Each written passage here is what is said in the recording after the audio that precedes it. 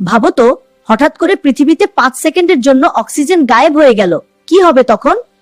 প্রথমেই মানুষের শ্বাস নিতে কষ্ট হবে, কিন্তু মাত্র 5 সেকেন্ডে মানুষ মারা যাবে না, কিন্তু আসল সমস্যা হবে অন্য জায়গায়। প্রথমত, পৃথিবীর বায়ুমণ্ডলের প্রায় 21% হলো অক্সিজেন। যদি হঠাৎ সেটা হারিয়ে যায় তাহলে বায়ুর চাপ কমে যাবে।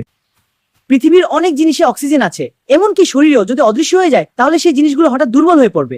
এর সবচেয়ে বড় বিপদ হবে সূর্যের অতিবেগুনি রশ্মি থেকে, কারণ আমাদের বায়ুমণ্ডলের ওজোন স্তর অক্সিজেন দিয়ে তৈরি। এই লেয়ার সূর্যের ক্ষতিকর রশ্মিকে আটকায়। যদি অক্সিজেন হঠাৎ না থাকে তাহলে সেটা দুর্বল হয়ে যাবে।